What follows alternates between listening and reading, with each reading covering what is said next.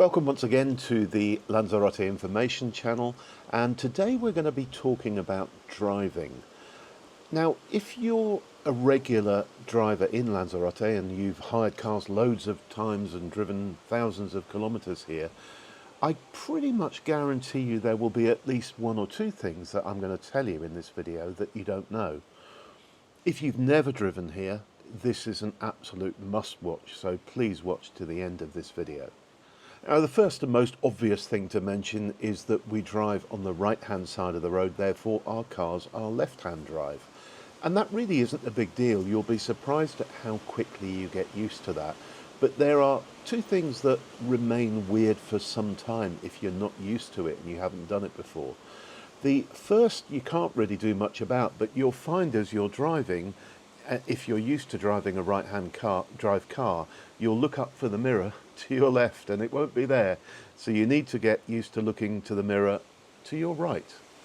The second one is easily solved, but that's gear change. And again, you're so used to, if you normally drive right-hand drive cars, going for the gear lever with your left hand. In a left-hand drive car, of course, it's in your right hand.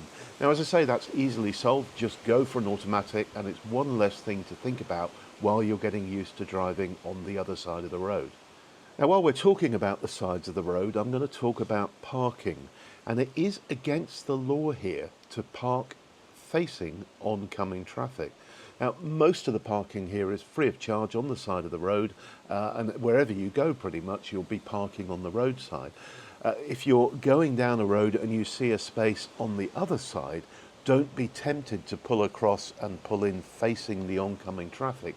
You must park your car on the same side as the traffic direction, which means that at night, for example, other drivers can see the reflectors on your car. You will pick up a ticket, and lots of our car hire clients have been ticketed for this over the last few months. There's a double whammy here as well.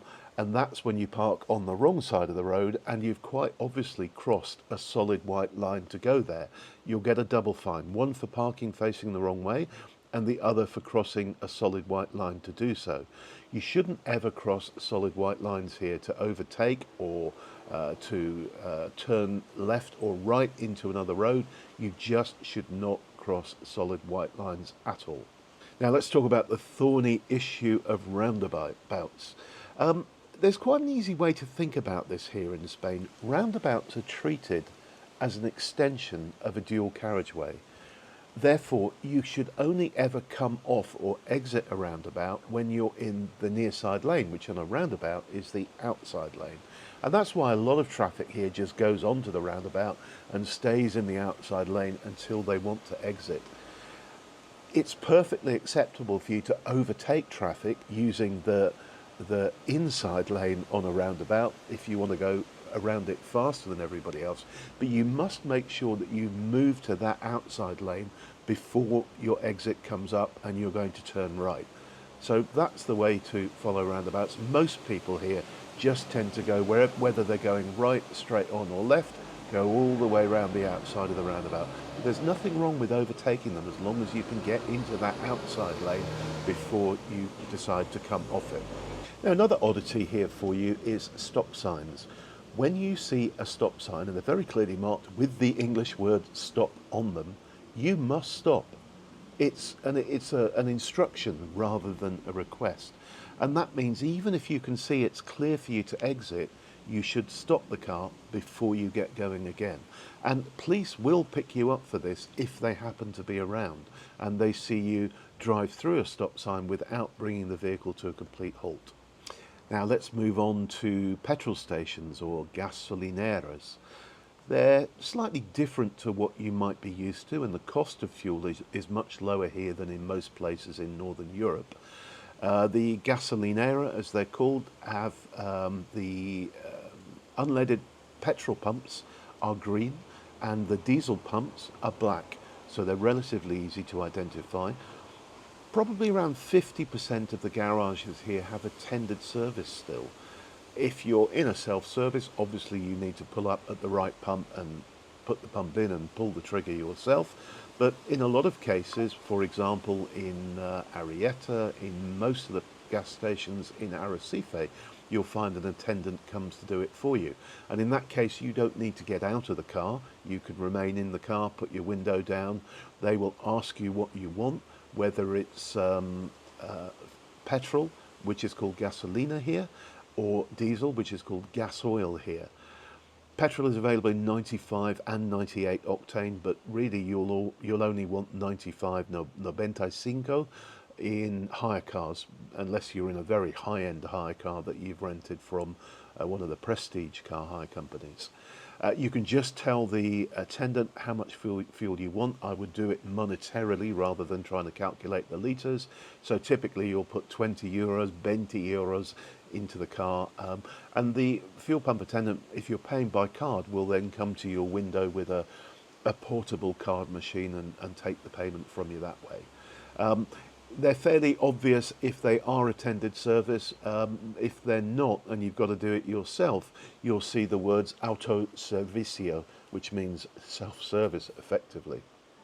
I hope you're enjoying this video, and can I ask you please, if you are, to give us a like and also to subscribe to our channel. We produce videos, informational videos, news videos every week about Lanzarote. So if you have an interest in the island and an ongoing love affair with the island, as so many of us do, we'd really appreciate getting your subscription.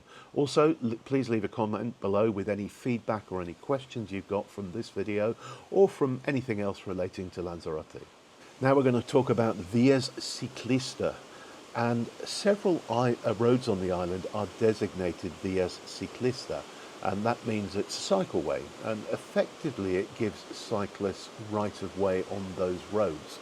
There's one that runs through the centre of La Heria, there's one that runs through the villages of Guatiza and Mala, and you'll see them in various parts of the island. Obviously, cycling is very important to Lanzarote. Tens of thousands, probably hundreds of thousands of cyclists come here every year to train, particularly in the winter months.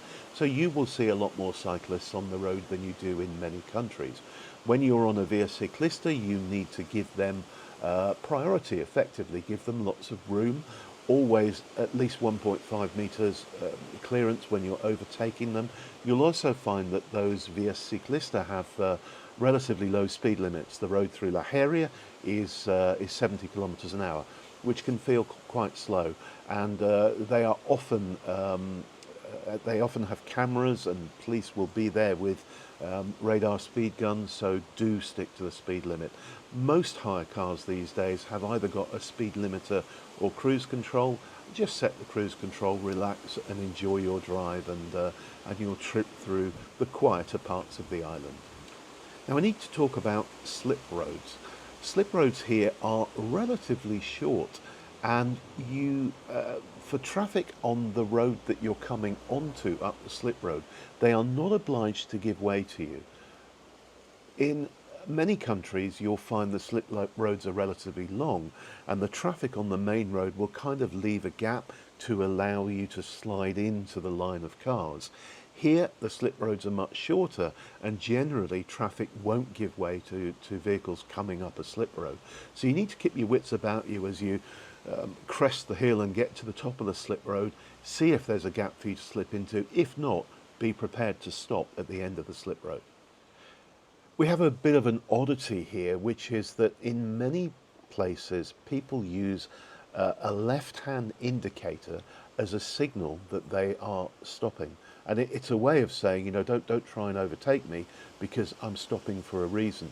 Generally, it's on pedestrian crossings, and what you'll find, particularly through Puerto del Carmen and Costa Teguise, where there are so many pedestrian crossings, as cars are pootling along the strip or the main road in Costa Teguise, cars will put their left-hand indicator on to signal that they're coming to a rest at a crossing to let someone come across. Now we should talk about seat belts and child seats. The law here, of course, is that every passenger in a car must be wearing a seat belt. For children, the rules are very, very clear. If they are under 18 kilos in weight, they should be in a proper child seat. My advice is if they're between 9 and 18 kilos in weight, they're going to be fine in a kind of standard front-facing child seat. If they're under 9 kilos in weight and therefore very young, they should be in a rearward-facing child seat for obvious reasons. Also, once children get out above 18 kilos, so they're out of the child seat, until they're 135 centimeters tall, they should have a booster cushion to make the seatbelt work properly for them. The car hire companies we work with provide both types, the booster seats and the child seats, free of charge for anybody who needs them. Now we've got 2 more things to go. I'm going to talk first about driving licenses and then we will wrap up with speed limits. It is mandatory in Spain when you're driving your car to carry your driver's license with you. It should be a photo card type. If you have one that isn't a photo card type, you should additionally carry some kind of photo ID with you as well. And the first thing the police will ask for if they stop you or if you've had an accident is to see a copy of your driver's license. I know particularly for British people this is felt to be very unusual and they can't get used to it. Quite often I've had people say, well, I leave my driving license in the safe in the hotel room. Don't please have it with you. And finally, speed limits. Speed limits here are really, really clearly marked, and most cars these days have speed limit recognition cameras at the front, so they'll flash up on the screen below what your maximum speed should be. But to give you a general rule for it, if you don't see speed limit signs, then there are certain fixed speed limits that apply to roads here and throughout Spain. For example, if you're in an urban area and there are no pavements, the speed limit is 30 kilometers an hour. That's pretty slow and you'll feel it. It feels, well, it's 20 miles an hour. If you're in an urban area, a built-up urban area, and there are no other speed limit signs, the limit is 50 kilometers an hour. On regular single carriageway roads and most dual carriageways, the speed limit is 90 kilometers an hour, although in a lot of places here we have a 100 kilometer an hour limit on the dual carriageways. And if you're on a motorway, and we don't really have motorways here in Lanzarote, the speed limit is 120 kilometers an hour. Now I just want to finish with a quick bonus tip for you. And while we're talking about speed limits, I think this is topical. When I'm on holiday, we always hire cars, and I'm sure you're the same, that when you're on holiday here in Lanzarote, you're probably not in any kind of hurry. You're quite happy to poodle along a bit under the speed limit, have a look around at the scenery, perhaps have a conversation with the other people in your car. And that's cool. I do exactly the same when I'm on holiday.